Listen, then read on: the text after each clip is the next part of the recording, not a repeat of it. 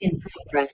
Hello and welcome to another episode of Bible FPL. Firstly, just thank you so much for the reaction on the last video, particularly from FPL Nightmare. Again, if you're watching this one, really appreciated your kind comments and also the other comments I received. Like, really grateful for the support on the channel and that, yeah, my content sort of with that video was taken well. I'm not one to normally want to sort of like sponge off other people's content and stuff, but I just felt like compelled to do a video about it because it got me really stirred and thinking in relation to, I guess, yeah, handling FPL in a way that can help our mental healths better and that we can get more enjoyment from the game. And because I've been there before in the way that FPL Nightmare has been, I just felt compelled to kind of do a video in relation to that. So yeah, thanks for the positive response to that video. It was really appreciated.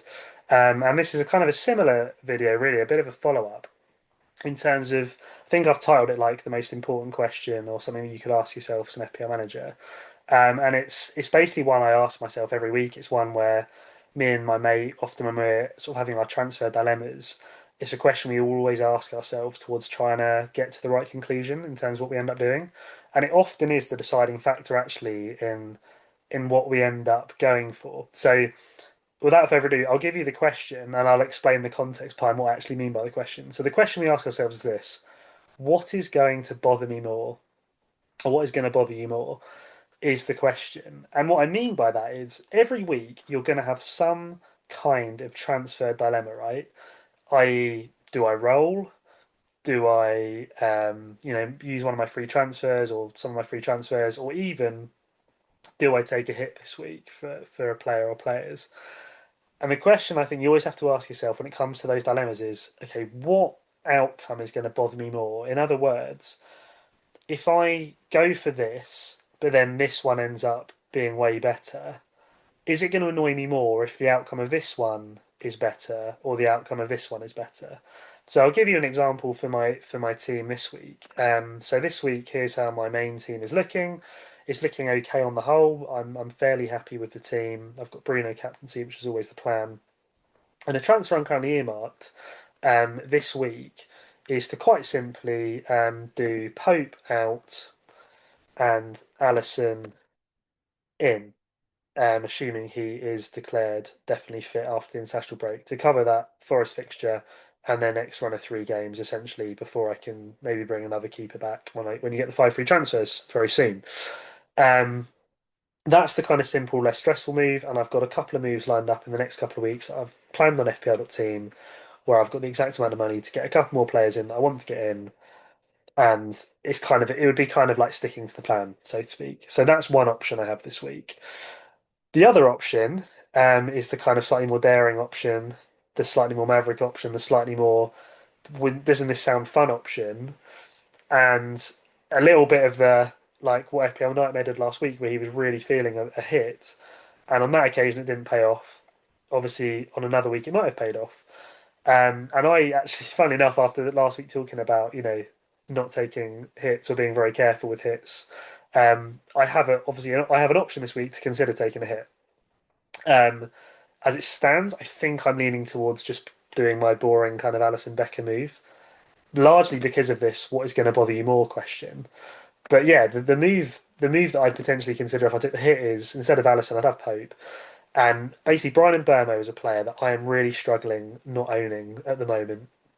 He's a player that I've always rated in FPL. I always had a feeling when he was going to go to United that he was going to be one of those players that breaks the mold at United and actually does really well, and he has done. The fixtures are there for him, and I know it's going to bother me each time he returns because he's a player I've been bigging up for ages, and he's right up there in terms of players I rate on FPL, who I kind of just would always want in my team.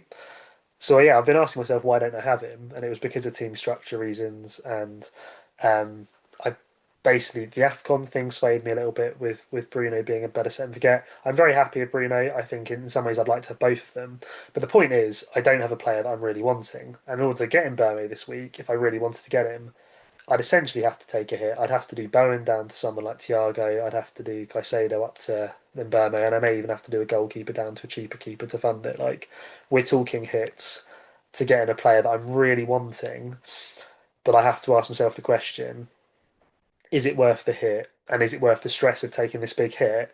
And then, of course, there's a chance that football's a lottery and Burma could blank. The players I transfer out Hall, and I'm left with this horrible swing of like a 20-point swing against me. And when I consider that possibility, and I ask myself the question, what is going to bother me more? It is going to bother me more, I think, this week if I do the hit one. Even though I'll be getting the player I really want, statistically speaking, the odds are the hit one is going to is probably not going to pay off. And I know it's going to be bothering me more if that one goes terribly, rather than sticking to the Alison Becker plan.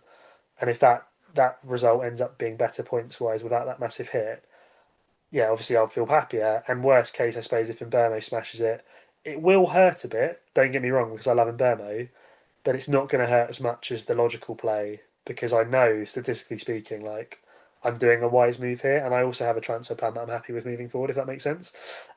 Also, like I think sometimes in FPL we just get this real hunch for a player that we're just like they're gonna smash it. Like I just have a feeling they're gonna smash it, and I think it's good to follow your gut. And I think sometimes the what would you bother me all question it is right to take the hit or it is right to make the big play because you know it's actually going to be bother me more if I don't bring in this player, even if I have to take a hit for them. There was a situation last season. Funnily enough, it wasn't Burno. He was away to Southampton, and I had to take it at -4 to get him in, or I had a really boring safe option. I mean, my dilemma this would probably be more a -8, so it's slightly hard to justify. But yeah, basically, I was feeling him so much, and I was like, I'm desperate to own him for the Southampton game. I have a feeling he is going to go big. And I didn't ask myself this question, what's going to bother me more? And I basically went for the, oh, well, logically, the content creators would say, don't take a hit, play it safe. And this is where FPL Nightmare, if you're watching this, like, I big you up for encouraging openness to the hit because a lot of content creators are closed off to very rarely ever hitting. And of course, like, a hit can pay off on a given week. It could pay off many weeks. It could be the thing that helps you to win the game if you play your hits well. But yeah, it was a week where I didn't end up taking the hit. I played the sort of play it safe rule because I felt like that's what the crowd would tell you to do. And then Burma got like 19 points or something, and it absolutely killed me because I knew my heart was I want Burma, and it's going to bother me more if this guy hauls and I don't bring him in. But I went for the safe option or what felt like the safe option. So, what's going to bother me more? I think is such a key question to ask yourself to minimise FPL pain. And yeah, basically help your mental health with the game, and ultimately it'll probably help you to perform better as well because you'll probably make more calculated decisions with asking yourself that question too. And funnily enough, like last week, speaking of Mberne, just to be consistent with the guy, I did have this weird feeling he was going to return against Spurs. With my transfer decisions when I brought in Fernandez, it was partly a long term thing. I was like, for some reason, I have a feeling in Burma. It was basically yeah, toss up between Burma and Fernandez, and I was like, for some reason, I have a feeling in Burma is going to do better against Spurs. But I think Fernandez is going to be better for me long term, and he gives me a captaincy option I feel more confident with and comfortable with for this game against Everton, which is why I went Fernandez.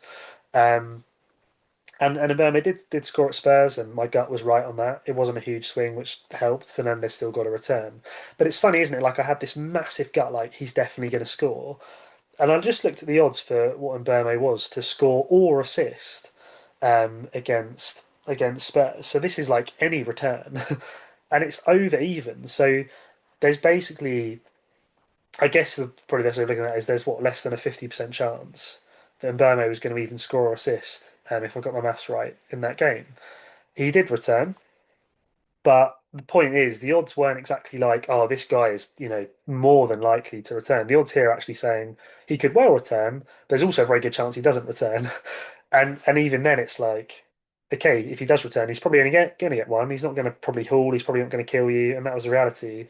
And the odds against Everton, I assume they're going to be slightly more favourable for Mbamo. But again, is it worth me taking a -8? The guy's going to have to get more than one return to pay that hit off. He's going to have to get at least two, possibly three, if some of the players I'm taking out get a return. So again, it's weighing these things up. It's following your gut when your gut is burning, but also maybe checking the odds sometimes just to sort of see if your gut and your hunch for someone is getting you a bit carried away.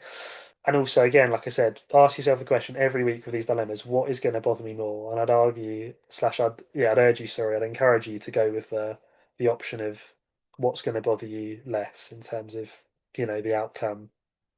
And like I said, that's not to say that means you'll never take a hit because there might be a week where your hunch is so strong to I'm desperate for this player. I want to bring them in. It's going to make me feel so much happier even bringing them in for a hit. Then yeah, bring them in because it's going to bother you more if you don't. So I hope that's really helpful. Again, FPL Nightmare gave a really nice suggestion on my last video to add in some Bible content, even in some of these slightly more different videos to the usual. And I found one that I think is quite appropriate. Luke 12:15 says this: "Don't always be wishing for what you don't have."